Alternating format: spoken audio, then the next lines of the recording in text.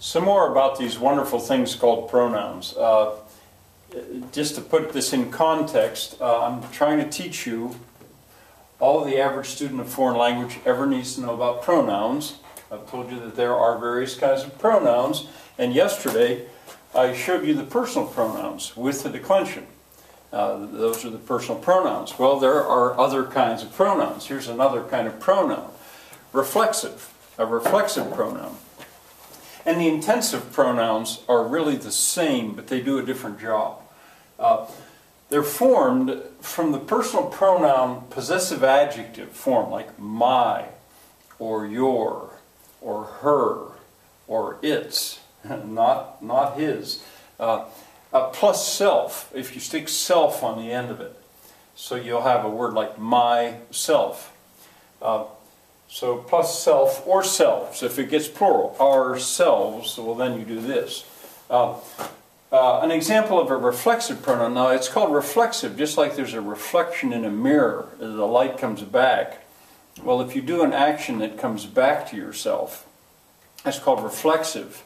And it's interesting when you study foreign languages to see how these change. In other words, well, for example, in English, if you sit down, you simply sit down. But in French, you sit yourself down. You do that to yourself. It's reflexive. I hadn't better get into that, but it is maybe timely to remind you that a lot of what I'm doing with grammar here is so that you understand grammar using English, which you already know, so that you can then deal with French, for example, reflexive pronoun. Oh, I've heard of them. Well, if you hurt yourself, the hurt, instead of hurting that guy, the hurt comes back to yourself. You hit yourself with a hammer. I've done it often. I'm a carpenter. I hurt myself. It reflects. It comes back on me. An example of an intensive pronoun is where you make it more intense, you make it stronger. I myself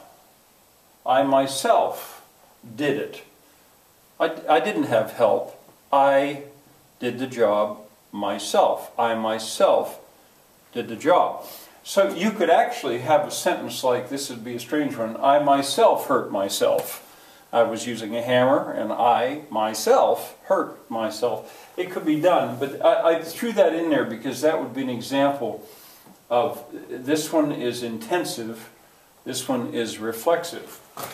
But, you know, when I said how they were formed, now an English speaker doesn't need to worry about this, a native English speaker. But someone learning it, well, I'll take that back, actually. A native English speaker does need to worry about this. Because you say himself, he hurt himself, not his self. And it's regarded as substandard English to say he hurt himself. You'll hear people do that. And the same thing with themselves. If you use this rule up here, it would be their selves. They hurt themselves. That's regarded as substandard English. It's supposed to be themselves. Why? I don't know. When I show you that chart again, which I will soon, the chart, the 8-sided chart, I'll show you that I deal with that on the chart. All right, those are pretty easy, really. Relative pronouns, these things are so cool. They introduce adjective clauses, QV. Well, QV, I should say page 10 point whatever, because that's going to be in syntax. Page 10 point whatever. I'll show you by adjective clauses. But you know, sometimes I think maybe relative pronouns are the coolest thing about a language. I don't know. At some point I wanted to launch into not a discussion but a statement that in some ways grammar is like a puzzle. And there are all these parts of the puzzle that fit together so neatly. If you study Latin, if you go on to study Latin, you'll so much see what I'm talking about, in that it's like a puzzle. Well, relative pronouns make me think of that. And when we get to syntax, you'll see what I mean. I didn't make a fuss over relative adjectives, adverbs. Oh, that reminds me. That reminds me. I forgot about adjectives. There are exclamatory adverbs in how big your teeth are. Grandmama says Little Red Riding Hood to the wolf. But if Little Red Riding Hood had said, "What big teeth you have," well, what is not asking a question, that's an exclamation. So there are exclamatory adjectives too, at least one, and I forgot that. I thought about that later. This course, as you can probably see, is not going to be perfect. Well, anyway, back to where I was. They introduce adjective clauses. They're not always at the very beginning of an adjective clause, and some of this you're just going to have to wait. I'm showing you them now. We get the syntax, and I'll show you more. Well, here they are. Who, and it could be whoever. That's why I did that. Whom, it could be whomever. Whose, it could be whosoever, is what we do when we add ever to the end of that. Whichever. We never say that ever, but that is one of them. Whatever, that could be one.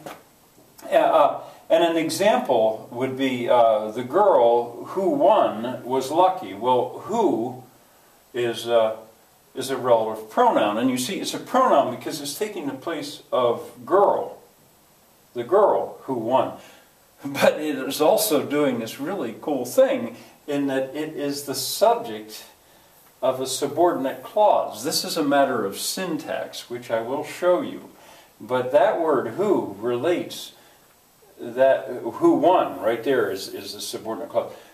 It relates that adjective clause back to the main clause. The girl was lucky.